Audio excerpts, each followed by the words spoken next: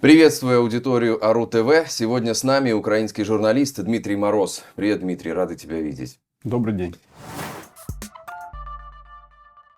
Я хотел бы поговорить об одном из мифов, который уже долгое время транслируется, в том числе и из российских источников, но это такая геополитическая схема, которая так давно существует, о том, что, в общем, Закарпатье и Галичина должны отойти к Польше, а все остальное, вся остальная часть Украины должна отойти к России. Это еще там вбрасывается, не знаю, с каких времен, значит, эта схема. Как ты считаешь, как сейчас живет этот миф? И после визита Зеленского в Польшу особенно активно начали говорить о том, что Зеленский там ездил договариваться, значит, о сдаче Закарпатья, там, о разделе, значит, Украины, и эта вся история. Какое у тебя мнение на этот счет? Эта тема живет своей жизнью. Эти влажные мечты Жириновского, которые он продуцирует еще, наверное, с конца 90-х годов. Продуцирует даже с того света, я бы сказал. До сих пор. Продолжает, да. Дело в том, что все равно ситуация иногда становится, скажем так, неприятной. Я не скажу, что опасной, но неприятной. Да?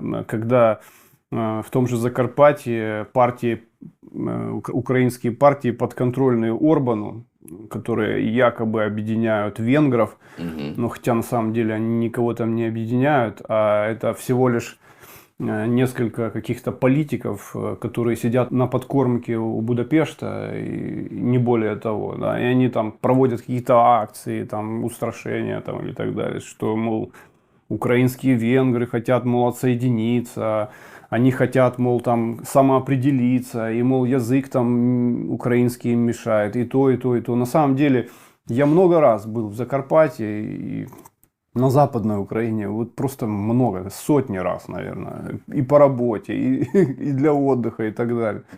Главная проблема там это экономика, да, это отсутствие рабочих мест там, и так далее. Это основная проблема. Но все эти люди, и венгры, там, этнические, какие-то поляки, гуцулы, они все патриотически настроены по отношению к Украине. Многие из венгров сейчас воюют на фронтах в Украине, на востоке, в Бахмуте в том числе. Закарпатье в селах, которые прямо вплотную расположены к Венгрии, к Румынии, там целые мемориалы появились местных венгров или румын этнических, которые погибли, сражаясь за независимость Украины.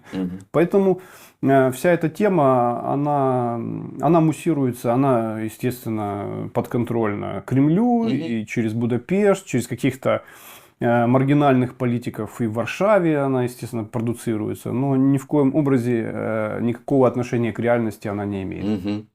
Особенно, наверное, на фоне того, что сейчас Украина как никогда едина и объединена, и эта часть Западной Украины, она максимально, мне кажется, проукраинской и патриотичной всегда была. Наверное, поэтому туда опять так сильно бьют в эту точку. Для меня это на самом деле тоже удивительно, насколько мы стали дружны с поляками. Я когда вижу, когда президент Зеленский приезжает в Варшаву, когда его там встречают политики, просто удивительно, потому что мы помним все эти истории, Волынская резня и так далее, да. Моменты в нашей общей истории. Да, все эти наши моменты общей истории, которые тянутся еще из средних веков и до сих пор, и мы их преодолели просто одномоментно. И поляки, которые сейчас помогают Украине, я не знаю, я больше такой страны не знаю, которая настолько активно помогает вообще всем, и вооружением, и волонтеры. Там целые города превратились просто в волонтерские центры. Недаром президент Зеленский в своем обращении к народу в парламенте слово «Жешув» произнес несколько раз. Это ж неспроста. Спасибо, Жешув, он сказал. Это очень сильно раздражает Москву, потому что она просто многие десятки лет вкладывала сумасшедшие ресурсы для того, чтобы поссорить украинцев с поляками, украинцев с венграми, там, с румынами. Но пока что получается только поссорить венгерских политиков с украинскими политиками через какие-то такие политические моменты. Ну, а ты наблюдаешь эти центры политические в Польше или в Венгрии, которые вот ратуют за вот эту вот концепцию, значит, что там земли Галичины, они должны как-то вот отойти туда, к Польше, к Венгрии, там должны быть какие-то другое теперь административно-территориальное деление. Ну да, есть крайне правые политики, даже в Польше, которые до сих пор... Ну, это маргинальная группа, и помните вот это вот председатель парламента до Москвы, известная вот эта вот цитата. Да. Это ж все оттуда идет. Ну, как известно, через какие-то итальянские крайне правые группы Москва финансирует всех правых политиков Восточной Европы. Это как бы ни для кого не секрет. И не только восточной. Да, ну очень сильно восточная, потому что это их зона влияния, как Москва считает. Да. И Польша, и страны Балтии. И вот мы вот в Балтии видим тоже очень многие крайне правые политики почему-то занимают позицию как бы якобы своего соперника Москвы. Ну, в общем, я думаю, что в целом вот эта поддержка и накачивание этой мифологемы уже сейчас, оно в целом бесперспективно со стороны России, потому что реальность, она настолько изменилась, что она уже просто никуда не налезает. Ну, у Москвы вообще большие проблемы с реальностью, да.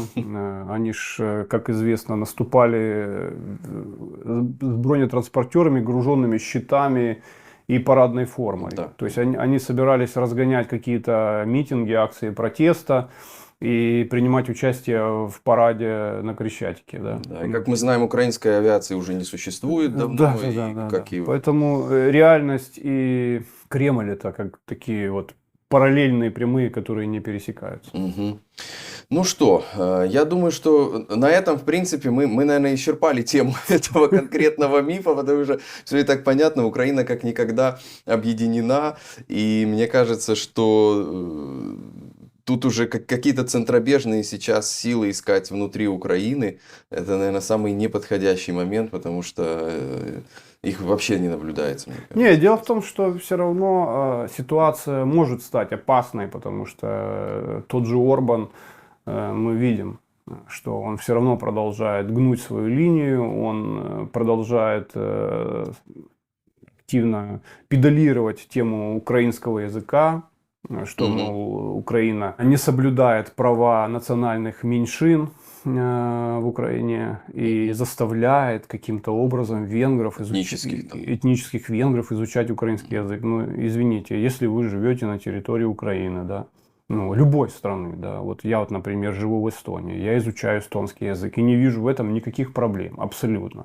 Наоборот, я считаю своим долгом изучить язык той страны, в которой я нахожусь. Точно так же и венгры многие считают. Я вот был в Закарпатском селе в одном, встретился с сельским головой и спросил у него, что ж у вас тут за сепаратизм такой вы разводите? А он мне отвечает, он говорит, какой сепаратизм? У меня по списку 2000 людей, а по факту, если 300 будет, то это хорошо. Из этих 300 это 250 женщины, еще 50 это там дети, грубо говоря. Все остальные мужчины на заработках. Вот. А в информационное поле вбрасывается постоянная информация, что, мол, в этом селе процветает какой-то сепаратизм. Он говорит, давай вот сейчас вот он, этот сельский голова мне говорит, давай пройдемся по этой улице и поищем сепаратистов. Да? Вот сейчас увенчается твоя попытка успехом или нет, если у меня тут одни женщины и дети. Вот, поэтому то, что происходит в информационном пространстве и в реальности, и на земле, на земле это немножко разные вещи, но все равно спецслужбам надо контролировать эти процессы, потому что можно потерять, как говорится, контроль, как это когда-то произошло с Крымом. Да? То есть Украина думала, что все это навсегда, Украина, Россия, братья, и, в общем-то, то, что там иногда какие-то шпионские игры происходят, можно не обращать на это внимания, да. Ну, президент Кучма серьезно относился, да, к этому вопросу. Он сам лично выезжал на Тузлу, мы помним, да, все это, пытался как-то погасить все эти конфликты. Но потом уже последующие президенты, в общем-то, отпустили ситуацию, и, как мы поняли, что это было зря. Ну вот, я думаю, даже все равно, если принимают венгерское гражданство в этих регионах, ведь люди исходят не из той идеологии, что если они приняли венгерское гражданство, они перестают быть украинцами или быть даже патриотами Украины. Это ведь прагматически, если человек работает там, может быть, ему это чисто из экономических соображений выгодно, но это не значит, что он носитель сепаратистских идей. Нет, абсолютно.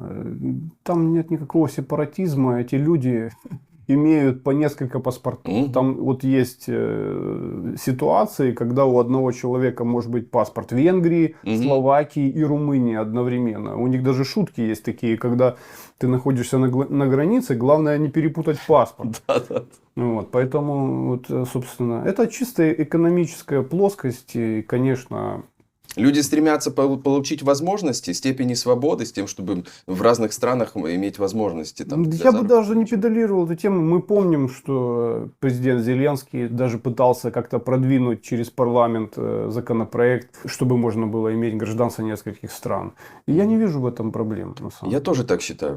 Тут просто по российскому гражданству, наверное, должны быть какие-то особые там ограничения. А так, ну, мы находимся в центре Европы, украинцы активно, как никогда активно интегрированы сейчас в европейское общество, в том числе и из-за войны. И, конечно, сейчас, наверное, это назрела история. Тем более, на самом деле, многие венгры, вот простые венгры, они поддерживают Украину. Это даже заметно, когда ты находишься в Будапеште. Там, то есть, действительно, многие поддерживают. Да, позиция центральной власти сейчас такова, что вот они поддерживают Москву, но это связано больше с моментами там, торговли газом там, и так далее.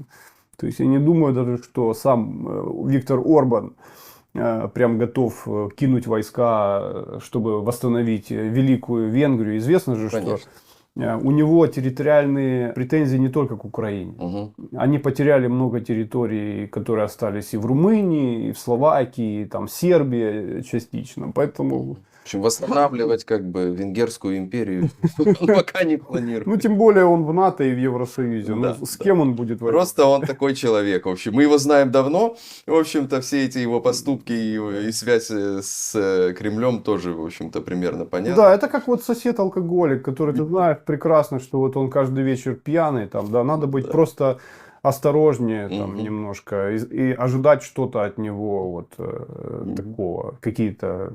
Да. Ну, в общем, на этой характеристике Виктора Орбана мы завершим наш сегодняшний разговор про миф об отделении Галичины от Украины, в взаимоотношениях с Украиной с Польшей. Дмитрий, спасибо. Рады видеть всегда тебя в эфирах здесь на РУ-ТВ. Спасибо вам.